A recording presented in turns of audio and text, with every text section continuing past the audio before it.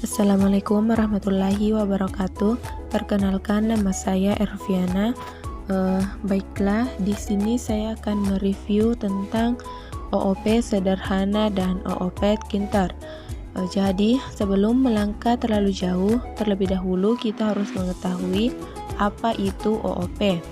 Nah, jadi OOP atau Object Oriented Programming di mana dalam bahasa Indonesia adalah pemrograman berorientasi objek. Ini merupakan paradigma pemrograman yang menyediakan sarana untuk menyusun program sehingga sifat dan perilaku digabungkan menjadi objek individual. Misalnya, objek bisa mewakili seseorang dengan nama, properti, umur, alamat, dan lain-lain, dengan perilaku seperti berjalan, berbicara, bernafas, dan berlari. Dengan kata lain, OOP adalah sebuah pendekatan untuk pemodelan beton. Kalau dalam dunia nyata itu contohnya kayak hubungan antara hal-hal seperti perusahaan dan karyawan, siswa dan guru, dan lain-lain. Model OOP entitas dunia nyata sebagai objek perangkat lunak yang memiliki beberapa data yang terkait dengannya dan bisa melakukan fungsi tertentu. Nah, jadi setelah mengetahui apa itu OOP, selanjutnya kita langsung saja melangkah pada contoh OOP sederhana. Baiklah, di sini sudah ada program yang saya buat. Jadi dapat dilihat bahwa di sini ada kelas dengan nama kelasnya yaitu Hero. Kemudian di sini ada metode konstruktor, di mana metode ini harus memiliki setidaknya satu argumen yang mengacu pada objek itu sendiri. Contohnya di sini setiap hero itu memiliki name, health, attack power, dan armor number itu berbeda-beda. Jadi di sini dapat dilihat ada self name, self health, self attack power, self armor number, di mana name, health, attack power, dan armor number itu merupakan variabel yang berada dalam kelas. Jadi di sini dapat dilihat bahwa ketika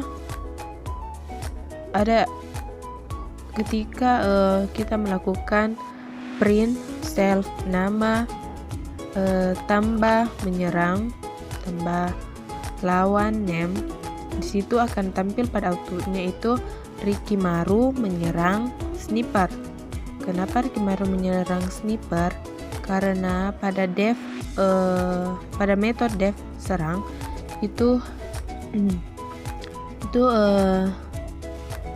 self name-nya itu adalah Rikimaru, sedangkan lawannya itu adalah si Sniper. Jadi di situ akan tampil Rikimaru menyerang Sniper. Terus di sini di metode def diserang ada kita print self name tambah diserang terus tambah lagi lawan name. Nah, di sini dapat tampil pada outputnya itu Sniper diserang Rikimaru. Kenapa Sniper diserang Rikimaru? Karena self name itu memanggil nama dari Sniper, terus diserang lawan name-nya itu adalah Rikimaru. Jadi kebalikan dari yang tadi gitu. Jadi saling berinteraksi antara yang menyerang dan yang diserang. Terus ada print serangan terasa. Di sini serangan terasanya itu 4,0. Terus ada print darahnya itu tersis darah Sniper kan, dan di sini dipanggil self name yang dipanggil itu yaitu Sniper. Jadi di sini dapat dilihat di outputnya darah Sniper tersisa sekian. Makin ke bawah itu makin berkurang si darahnya Sniper. Nah, jadi ini hero, ini yang Sniper sama dengan hero. Itu Sniper adalah name-nya, health-nya itu ada 100, kemudian attack power-nya ada 10, kemudian armor number-nya itu ada 5.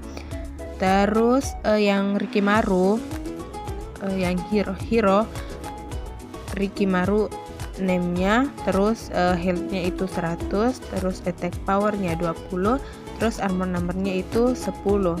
Jadi health-nya itu akan berkurang semakin sedikit ketika semakin dibawa lagi serangan dari si Rikimaru tadi gitu. Nah, setelah mengetahui OOP sederhana, selanjutnya kita melangkah pada OOP Tkinter, di mana Tkinter itu adalah library standar Python untuk membuat aplikasi GUI atau desktop. Nah, langsung saja kita melangkah pada program yang telah saya buat. Nah, modul Tkinter berisi berbagai kelas dan komponen yang diperlukan untuk membangun sebuah aplikasi GUI. Untuk menggunakan komponen Tkinter, kita harus memanggilnya terlebih dahulu. Nah, caranya gimana? Cara memanggilnya itu kita ketikkan import Tkinter. Jadi, kita sudah bisa memanggil semua metode, kelas, dan atribut dari modul Tkinter. Nah, selanjutnya kita menggunakan TK, di mana ini berfungsi untuk membuat jendela utama dari suatu aplikasi. Nah, selanjutnya kita menambahkan komponen aplikasi dengan menggunakan Tkinter, di mana di sini saya menggunakan label dan button, di mana label ini berfungsi untuk memberikan keterangan komponen lain. Komponen ini juga dapat diisi gambar. Terus button itu berfungsi untuk menampilkan tombol. Nah, selanjutnya ada metode positioning. Terus kelas itu ditulis huruf besar. Misalnya di sini ada TK, ada label, ada button. Terus metode itu ditulis dengan huruf kecil seperti pack. Nah, selanjutnya coba kita jalankan. Ya, mungkin itu saja yang dapat saya sampaikan. Lebih dan kurangnya mohon dimaafkan. Wabillahi taufiq wal hidayah. Wassalamualaikum warahmatullahi wabarakatuh.